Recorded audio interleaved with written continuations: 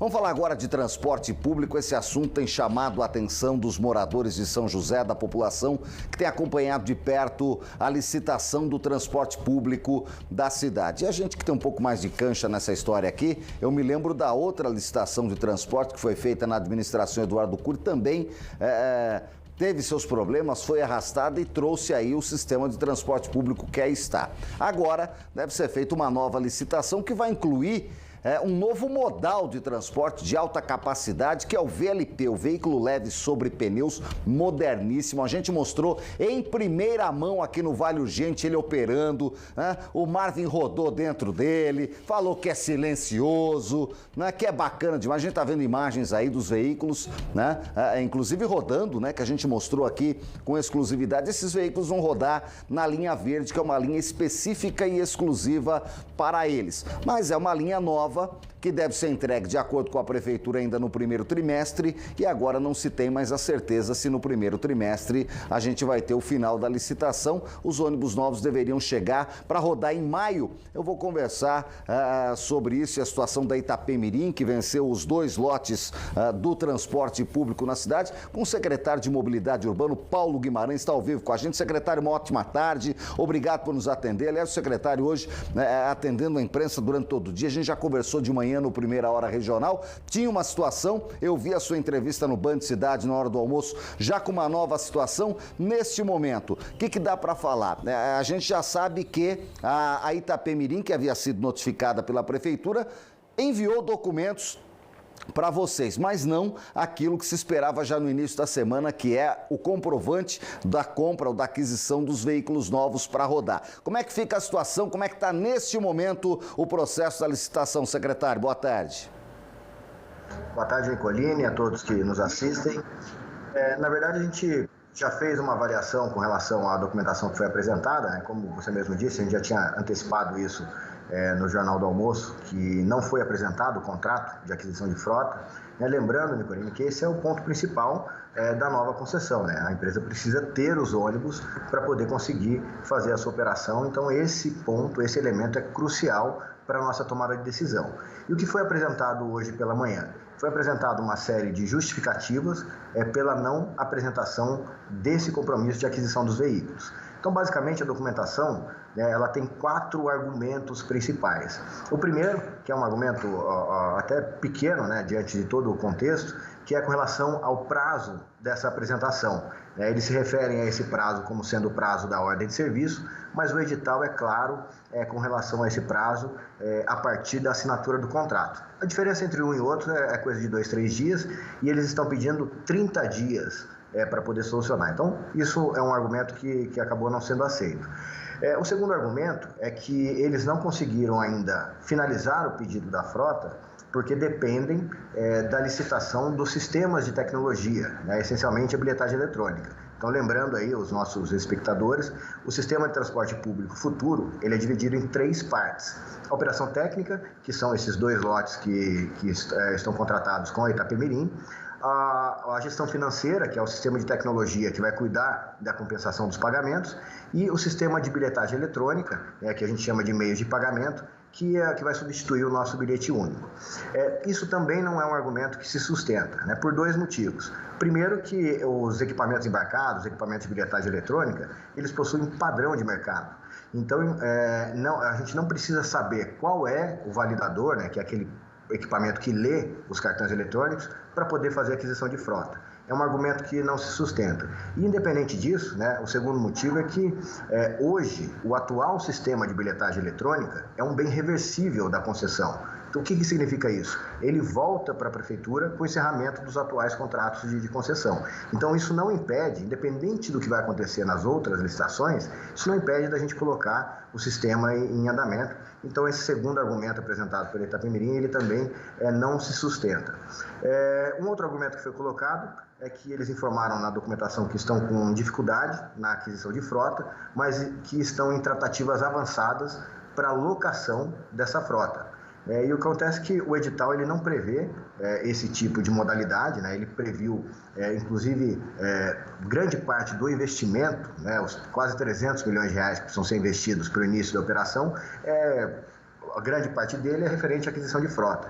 Então, o edital não prevê essa modalidade e o plano de negócios que foi apresentado pela empresa, ele se referia a uma aquisição de frota, inclusive com financiamento pelo Refrota com apoio do governo federal. Então, isso não se sustenta também porque está em desacordo com o edital e em desacordo com o plano de negócios. E um último argumento, né, que foi apresentado por eles, é que com relação a todo esse, eles chamam de ataque midiático à empresa, né, por conta principalmente da questão do transporte aéreo que aconteceu no final do ano. Então, por conta desse ataque midiático, a empresa está com dificuldade, pois o mercado, né, o mercado de fornecedores está exigindo garantias adicionais para que eles possam fazer as aquisições necessárias.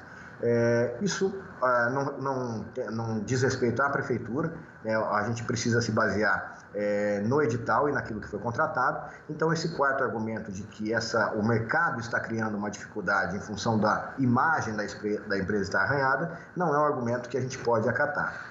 Qual a consequência disso, Nicolini?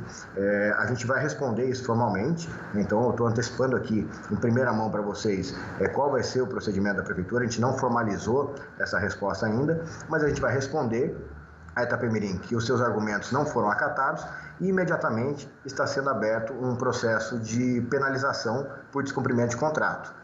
Logicamente que dentro desse processo de penalização, todo o direito à ampla defesa, ao contraditório, tudo aquilo que é previsto em lei vai ser dado de oportunidade para a empresa, mas culmina e caminha para uma rescisão contratual e a gente deve programar isso da forma mais rápida possível. É o que eu iria questioná-lo agora, secretário, em cima das explicações muito claras do senhor. Eu acho que mesmo nós que somos leigos conseguimos entender os argumentos e os contra-argumentos da Prefeitura. Já se caminha para um distrato a partir da resposta formal, ou seja, a partir da próxima semana deve caminhar para o distrato, já que o contrato havia sido assinado, e mais do que isso, a Prefeitura já deve mexer nesse edital para recolocá-lo na praça. Qual o prazo para isso, secretário? Em geral, Nicolini, os contratos públicos, né, você tem algumas etapas para serem cumpridas, né? Então, primeiro você adverte, depois você multa e depois você caminha para uma rescisão contratual. Só que o contrato de transporte público, ele é um serviço essencial e ele é talvez uma das peças fundamentais para o funcionamento de uma cidade. A população ela não pode ficar sem o transporte público. Então, sim, isso deve caminhar para um distrato, para uma rescisão unilateral por descumprimento de contrato. É isso que o jurídico está trabalhando.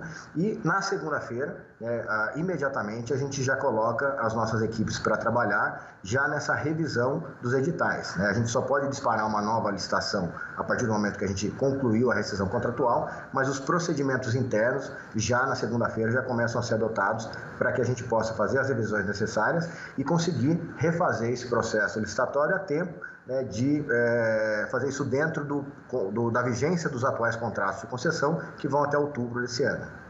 Outubro, secretário, para a gente fechar, talvez uma das barreiras até agora intransponíveis por parte da Prefeitura foi a questão do subsídio a empresas de transporte. São José bate o pé de que a tarifa, ou seja, o usuário tem que pagar o próprio sistema, e especialistas apontam que essa conta não fecha mais numa cidade como São José dos Campos, e com as mudanças que o transporte público veio tendo no país, com a tecnologia, os aplicativos, a concorrência, enfim.